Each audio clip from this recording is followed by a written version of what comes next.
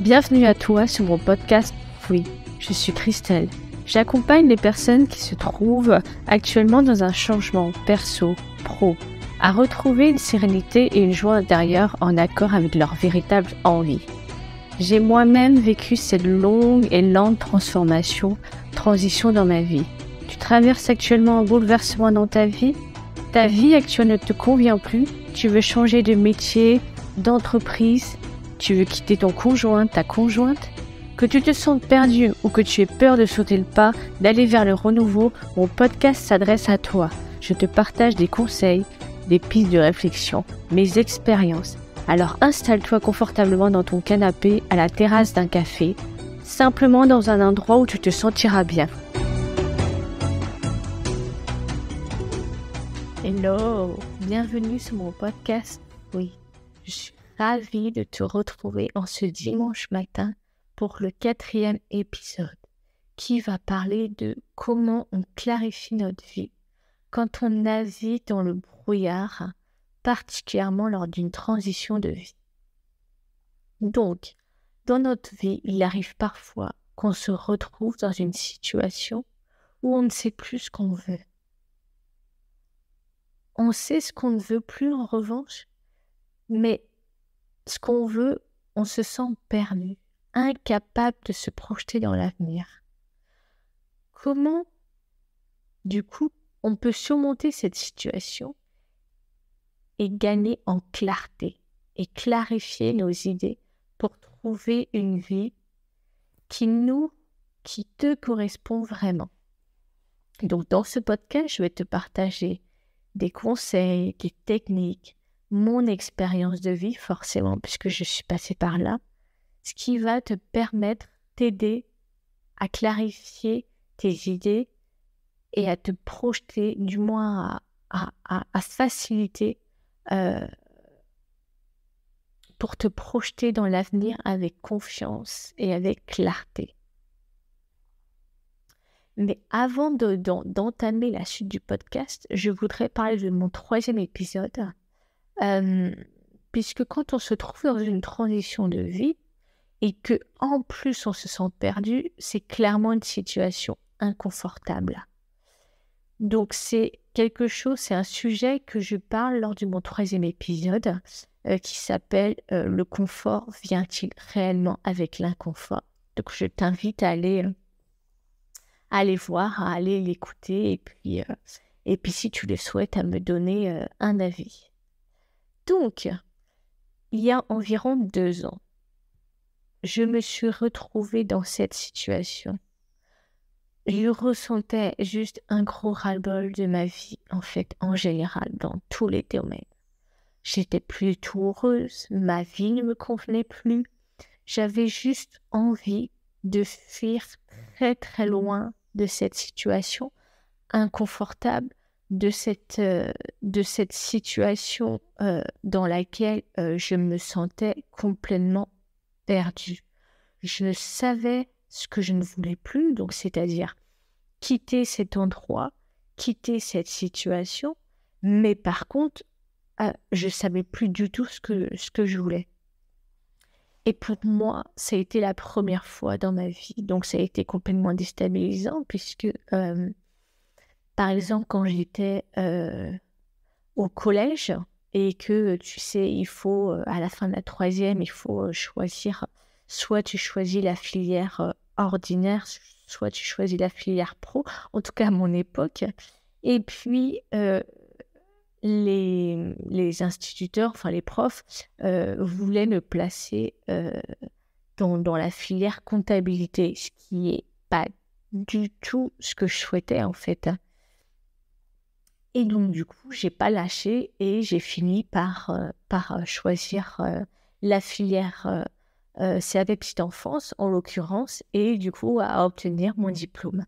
Et par la suite, j'ai toujours su ce que je voulais en fait. Je ne dis pas que c'était soit blanc, soit noir, mais en tout cas, la sensation, le sentiment de me sentir perdue, c'était la première fois. Et du coup, je me suis sentie complètement désorientée, complètement déstabilisé, chamboulé. Parce que qu'est-ce qui se passe lors d'un changement de vie? C'est qu'il y a des signes. On peut reconnaître les signes qui indiquent justement ce changement, cette transition. Par exemple, nos idées sont confuses. On a le sentiment de stagnation, d'incertitude et forcément une difficulté à visualiser et à se projeter dans l'avenir. Ce que j'ai envie de te dire aujourd'hui, c'est que même si tu ne le vois pas comme ça, c'est que prendre conscience de ces signes, c'est déjà le premier pas. Le premier pas vers le changement, le premier pas vers la clarification de tes idées. Pourquoi? Parce que j'aime bien visualiser un escalier. Donc, forcément, si on prend un escalier, à la fin, c'est l'aboutissement de l'objectif, du rêve, de l'idée. Mais par contre, on commence toujours du début, de la première marche. Et on ne peut pas passer de la première marche à la 5e marche ou du début à la dernière marche. C'est pas possible. Il y a des étapes de transformation, il y a des étapes de cheminement personnel, professionnel. Et du coup, ce que j'ai envie de te dire là, c'est que prendre conscience déjà que tu te sens perdu, que tu vis une situation super inconfortable, super déstabilisante, c'est déjà la première marche. Donc déjà, sur ce point, tu peux déjà te féliciter. Même si tu peux te sentir impuissant, parce que clairement, on perd totalement le contrôle de notre vie, même si tu peux te sentir nul, tu peux te sentir inutile, tu peux te sentir sans dessus-dessous, eh ben, j'ai envie de te dire, là, non, en fait. Là, c'est le premier pas vers le changement, en fait. Et c'est déjà être dans l'action, même si tu n'as pas l'impression d'être dans l'action, mais plutôt dans la passivité, à ne rien faire, par exemple. Et le premier conseil que je pourrais te donner par rapport à ça, c'est de prendre du recul sur la situation. Je sais, c'est plus compliqué à dire qu'à faire, comme on dit, mais je vais tourner les choses d'une autre manière. Il y a des livres et autres qui disent que, ok, pour prendre du recul, il faut prendre de la hauteur. Donc, je m'imaginais comme un aigle, un oiseau qui prend de la hauteur et du coup qui regarde la situation d'en haut. Sauf que pour moi, ça ne marchait pas en fait. Donc, une fois, j'ai écouté une vidéo d'une personne qui donnait un autre conseil justement pour prendre du recul. Et pour moi, ça marche. Donc, peut-être que pour toi, ça marche. En tout cas, voilà, je te le transmets. Imagine que tu es dans un théâtre ou un cinéma, peu importe, il y a une scène en tout cas. Et la scène, ce sont des acteurs qui jouent ta situation. Et toi, tu es spectateur de ta situation, de la scène. Ce qui veut dire que du coup, tu peux prendre beaucoup plus de recul par rapport à la situation. Parce que tu es spectateur, parce que tu vois la situation, du coup, comment je pourrais dire ça? Avec un autre regard, avec une autre vision. La deuxième point, ça serait de revenir à l'instant présent. On fonctionne beaucoup en pensant au passé, au futur. Mais le présent, on a beaucoup, beaucoup de mal. Or, c'est un point sur lequel moi j'ai beaucoup travaillé parce que ça m'a beaucoup aidé. Lâcher prise aussi. Bon, je sais, lâcher prise, moi parfois, surtout quand j'étais dans cette situation, j'avais juste envie de le jeter à la poubelle. De se dire, ouais, lâcher prise, ouais. Vous le dites à toutes les sauces là, mais c'est juste super dur, quoi. surtout quand on est dans l'incertitude et quand on ne voit rien. Mais là aussi, je l'ai formulé d'une autre manière et je préfère laisser venir. Alors peut-être que toi aussi, ça te parlera. Laisser venir les choses, en fait. Laisse venir les choses à toi. Et puis, tu pourrais aussi, du coup, prendre le temps de réfléchir à ce qui est vraiment important pour toi. Prendre des moments de solitude, de méditation, si tu médites, d'écriture, pour explorer tes valeurs, tes passions, tes aspirations profondes. Je me souviens, moi, je prenais beaucoup de temps seule avec moi pour faire le point. Je me suis posé des questions bien précises et d'ailleurs, je continue à le faire. Et ça m'a beaucoup aidée et je vivais aussi au moment présent, comme je te disais, j'essayais du moins, comme je te disais tout à l'heure, parce qu'à l'époque, sauf quand je partais à l'étranger pendant 1 mois, je savais que pendant 1 mois, je savais que j'étais à tel endroit. Et là, je pouvais planifier un minimum, même si j'essayais de vraiment rien organiser. Donc, c'est-à-dire que pendant 1 mois, je me disais pas, OK, pendant 2 jours, je reste là. Pendant 1 semaine, je reste là. Non, je le faisais au feeling, suivant mon envie, suivant mon état physique aussi, mon état émotionnel. Mais sinon, quand je revenais en France, je voyais au bout d'1 semaine, 2 semaines, parfois moins. Et je ne pouvais pas, en fait. Et penser au futur, de toute façon, me mettait dans un état émotionnel de nervosité, de stress, d'angoisse, d'anxiété. Donc, plus j'avançais, en fait, à apprendre à vivre dans le moment présent, plus je me disais, mais de toute façon, Christelle, tu ne sais pas le futur et tu ne vois rien. Tu ne sais pas ce qui va arriver dans 1 mois, dans 2 mois. Tu ne sais pas. Et y penser, ça te met dans des états avec des émotions qui ne sont pas forcément confortables, avec des émotions négatives. Donc, clairement, c'est quoi la solution? Comment tu veux te sentir à l'intérieur? Bien. Donc, cette astuce et ce dialogue du coup intérieur avec moi-même me permettait du coup de revenir au moment présent, puisque de toute façon, pour mon bien-être à moi, c'était la seule solution en fait. Et ça me permettait, alors pas tout le temps, mais ça permettait du coup d'apaiser le mental et de relativiser la situation.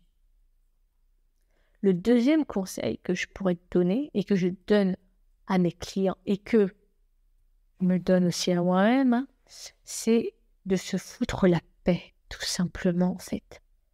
Simplement de profiter de la vie, de vivre.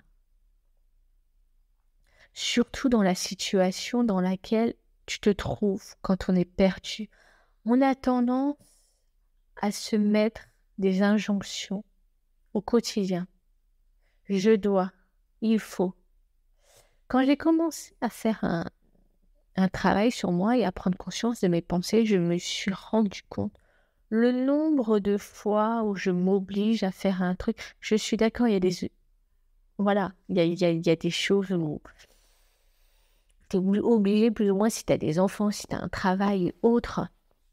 Mais il y a des fois où des choses qu'on pourrait repousser.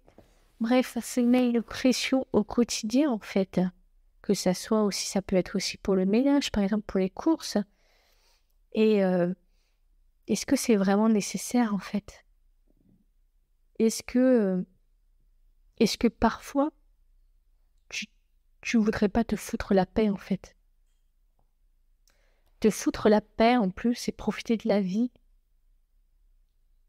c'est ça qui te permettra d'avoir les idées claires.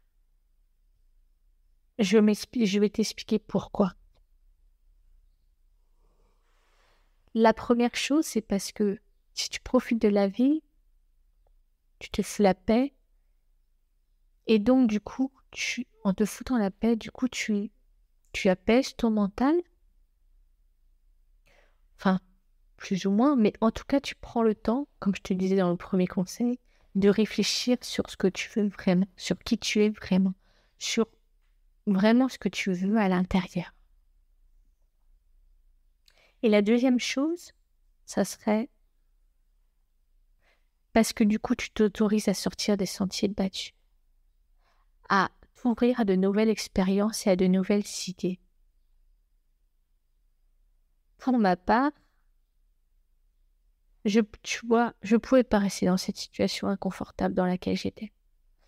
J'avais beaucoup d'émotions, de grosses émotions qui m'envahissaient chaque jour, de tristesse, de colère.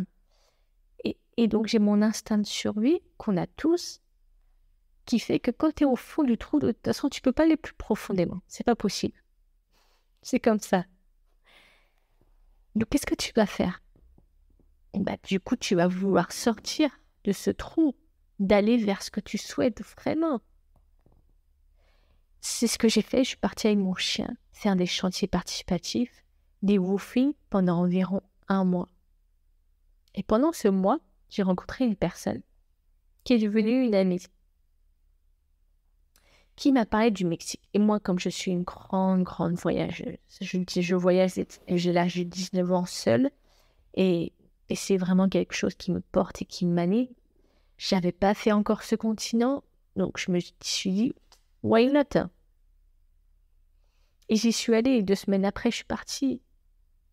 Et je me suis rendu compte, avec mon parcours, avec le parcours de certains de mes clients, des amis, que quand on se trouve dans une situation de transition ou quand on est déprimé, triste, il ne faut pas hésiter à sortir de chez soi. Parce que sinon, c'est comme un cercle infernal avec ses idées noires, en fait. On reste toute la journée et les idées noires et on amplifie le truc et après, ça devient comme une montagne, quoi. Et je me suis perçue qu'en changeant d'air, on a les idées plus claires. Et on revient avec une batterie rechargée psychologiquement et physiquement. Et en plus, ce que j'ai envie de te dire, c'est que si je m'étais pas retrouvée dans cette situation où je me sentais complètement perdue, à ne plus savoir quoi faire, est-ce que je me serais posé la question, ok, qu'est-ce que j'ai envie réellement maintenant? Qu'est-ce que je veux faire maintenant? Quel est mon besoin actuel? Je l'ai écouté et je pense que j'avais cette envie au plus profond de moi, inconsciemment, et que d'aller faire des woofings, de faire des chantiers participatifs, parce que l'écologie est quelque chose qui m'importe énormément dans la vie, qui me tient particulièrement à cœur. Et en faisant ces chantiers participatifs, ces woofings, j'ai rencontré des personnes, j'ai découvert comment vivre en autosuffisance, comment vivre en respect avec l'environnement, avec les animaux. Et ça m'a beaucoup apporté, et ça m'a ouvert des portes. Et si j'étais restée dans un mode... j'ai pas envie de dire ça, boulot, métro, dodo, mais dans ma vie d'avant, est-ce que je me serais donné l'opportunité de faire ça? Peut-être dans quelques années, ou peut-être jamais. Et c'est bien dommage, en fait. Parce que du coup, j'ai connu une autre partie de moi, encore plus en profondeur, et qui est devenue super importante pour moi aujourd'hui, en fait. Je suis allée en profondeur, en fait, à l'intérieur de moi pour savoir, ok, qui je suis vraiment, réellement, et qu'est-ce que je veux vraiment. Et donc, je t'invite clairement, justement, à t'écouter, en fait, à te poser, vraiment te poser, vivre dans l'instant présent et te poser. Et je sais que un changement de vie, pour l'avoir vécu, donc je parle en connaissance de cause, c'est dur, c'est super difficile, c'est super compliqué. Mais avec du temps, de la patience, des moments pour te poser, pour réfléchir, il est possible de trouver une vie en adéquation avec tes véritables envies et besoins. J'en suis clairement la preuve vivante. Donc, n'aie pas peur d'aller explorer de nouvelles possibilités, d'expérimenter de nouvelles choses, parce que tu ne sais jamais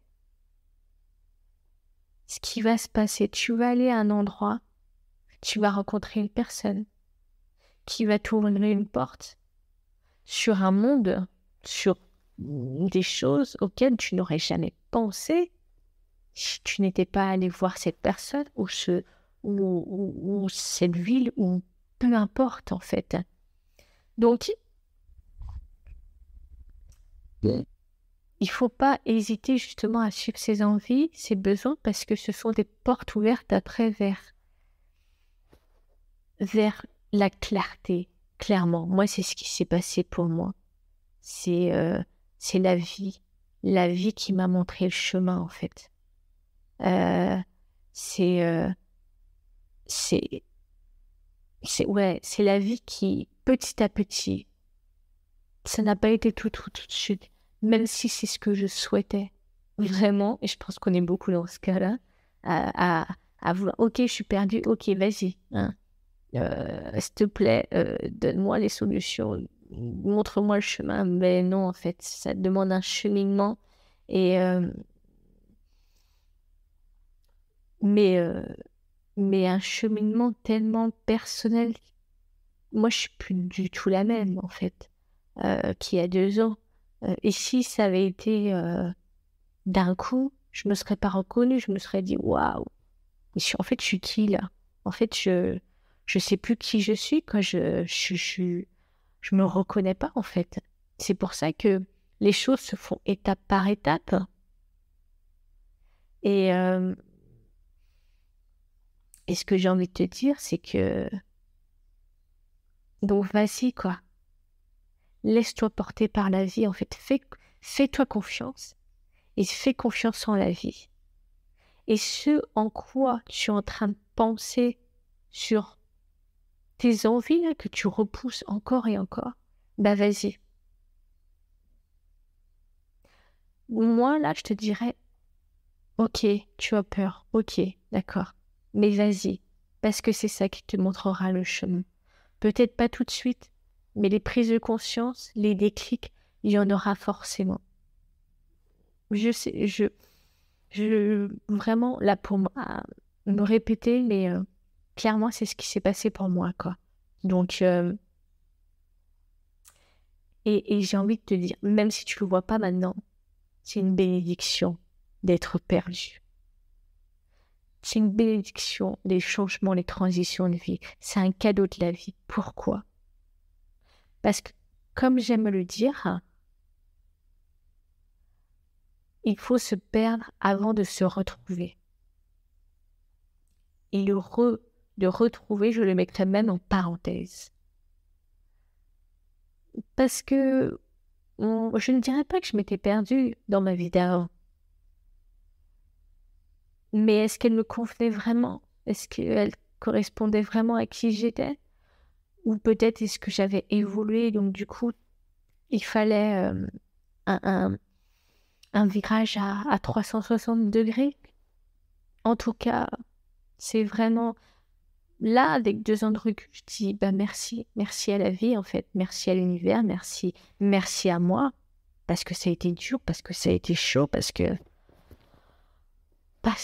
j'en ai pleuré, j'ai en colère, angoissée, stressée, mais ma vie actuelle, je me suis beaucoup plus épanouie, je suis beaucoup plus en phase avec moi-même, ma vie a du sens, ma vie me correspond beaucoup plus, en fait.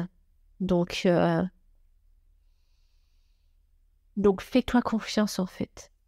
Et fais confiance en la vie, elle te montrera le chemin. Mais pas à ton rythme. Enfin, pas au rythme que tu souhaiterais. Au rythme au moment où tu seras prête. Et ça, tu ne peux pas le savoir d'avance. Donc, de la patience. Mais prends ce temps justement pour te reposer, profiter de la vie et faire des choses que tu n'as jamais fait avant et que tu n'aurais jamais fait si tu n'avais pas l'opportunité. Et pour finir cet épisode, comme d'habitude, un petit exercice. Donc, je t'invite à prendre un papier et un crayon et à laisser ton esprit vagabonder. Prends note de ce que tu aimes vraiment, de tes rêves. Si l'exercice il est compliqué pour toi, alors tu peux aller sur Internet et tu tapes Ikigai, I-K-I-G-A-I. Et là, c'est un exercice tellement ludique, tellement simple, je n'irai pas dans les détails, mais qui fait ressortir facilement tes passions, tes compétences, tes valeurs, ce que tu as à l'intérieur, quoi. Et c'est un truc de fou. Enfin, moi, je l'ai moi-même utilisé, quoi. Donc, si tu sais pas, justement, tu ne sais pas non plus ce que tu aimes, essaye cet exercice-là. Et si, avec l'ikigai, c'est aussi compliqué, ben c'est pas grave. Les réponses viendront au moment opportun, où c'est le moment. Tu n'es pas obligé de faire cet exercice en une seule fois. Et même, je pense que c'est le mieux. Parce que moi, ce que j'ai fait, c'est que du coup, je me suis acheté un cahier spécialement pour ça. Et chaque idée, chaque réflexion, je le notais, en fait. Donc, tout ce qui te vient, en fait, tu le notes. Et peu importe, même si tu te dis, ok, mais je comprends pas pourquoi je note ça, mais quel est le rapport avec ma vie actuelle, quel est le rapport avec moi? Dans un changement, dans une transition, dans la vie même, tout simplement, on change, on évolue tellement, et parfois tellement vite, que du coup, dans ce cahier, tu pourras après relire tes notes. Dans 6 mois, dans 1 an, et là, tu te diras, ah ouais, là, j'avais eu une idée, là, j'avais une réflexion, du coup, qui m'aide maintenant, qui m'aide à être encore plus alignée, encore plus en phase avec moi-même, avec ma vie. Donc, laisse-toi porter, en fait. Et ne te demande pas pourquoi. Non, écris simplement, laisse le stylo circuler, vaquer sur le papier. Le plus important dans cet exercice, et je le rappelle à chacun de mes podcasts, c'est d'être doux avec toi-même. Le plus important, c'est ça. Donc, pour finir ce podcast, j'espère vraiment, sincèrement, que mes conseils te permettront d'avancer dans ton propre parcours, dans cette transition, ce changement de vie. Et puis, n'hésite pas à me contacter si tu as des questions ou si tu souhaites en savoir plus sur mes accompagnements, notamment l'offre Clarté, en fait. Tu pourras voir sur mon site internet, c'est une offre qui est spécifique pour les personnes qui sont dans ta situation, qui sont perdues, qui ont un brouillard devant les yeux, qui savent plus ce qu'elles veulent. Leur vie ne leur convient plus, mais par contre, elles